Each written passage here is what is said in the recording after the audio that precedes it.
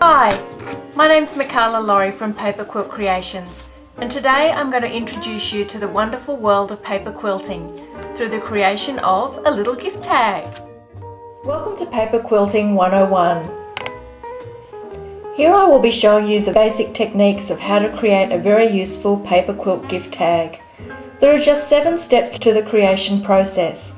Once you have these steps learned, you can go on to explore all the different techniques in paper quilting, which will enable you to make greeting cards, scrapbook pages and pictures for framing. So let's go! The first thing we need is the template. This is just a rectangle made up of 1-inch squares and gives you the guidelines for attaching your squares to the paper. The next thing we need is the square paper punch. This is an invaluable tool, often referred to in the past as that boring punch. Well, no more. This is the queen of punches. You can choose any sort of paper to punch out. Scrapbooking paper, magazines, catalogues, wallpaper and gift wrap. So really any sort of paper will do. So what we're going to do, take some paper like this. This is a scrapbooking paper by Anna Griffin. I'm going to turn the punch upside down.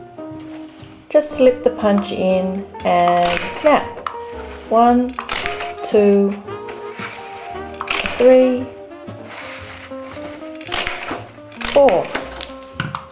And it's as easy as that.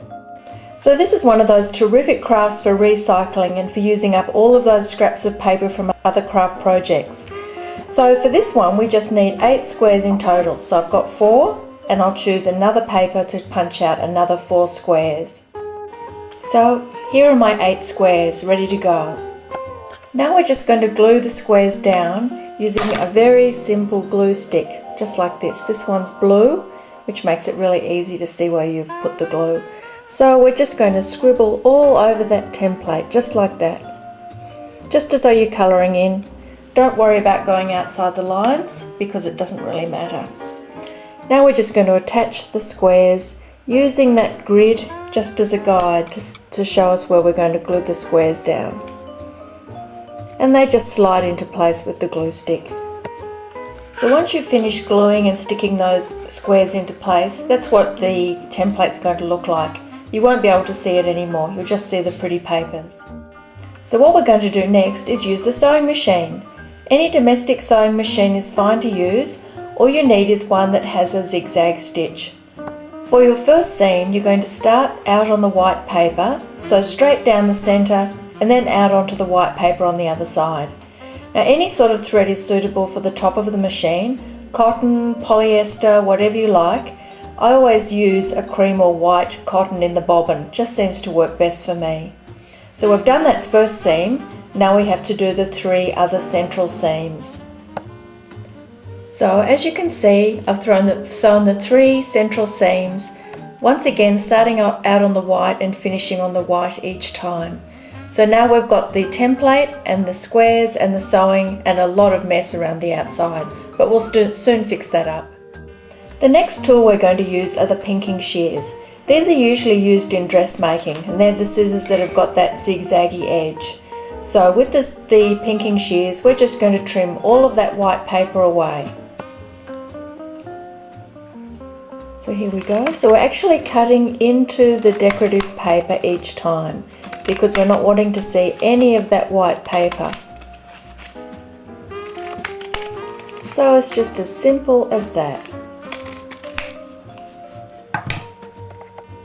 So what we're left with is a gorgeous little quilted rectangle.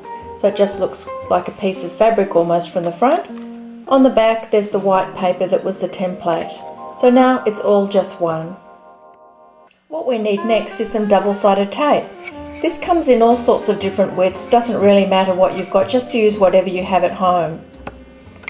So we're just going to turn this quilted strip over like that. Pop a piece of double-sided tape down the back. And just cut that to size. So there we are.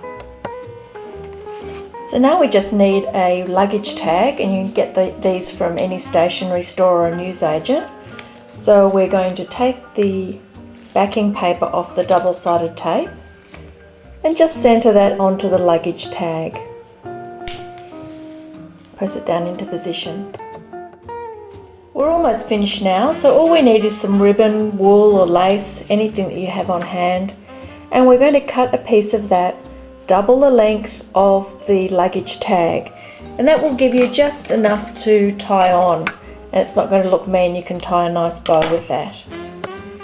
So just fold it in half, then pop those two ends through the hole, then the ends through the loop and pull. And there's the luggage tag. Well, we haven't quite finished there because we always need some bling.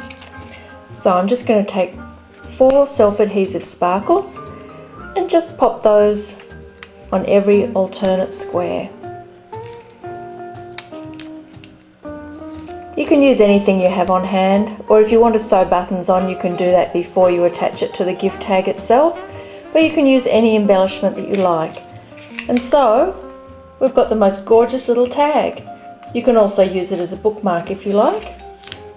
2 for 1. So there we go. It's as easy as that. So that's the very basic technique of paper quilting. So if you'd like to know more, come back at another time and I'll show you how to make some greeting cards. Then we'll go on to scrapbooking and making some lovely pictures so that you can frame them and put them on your wall. Paper quilts make absolutely fantastic gifts, and they're really great for using that stash of all of your pieces of paper that you just don't know what else to do with.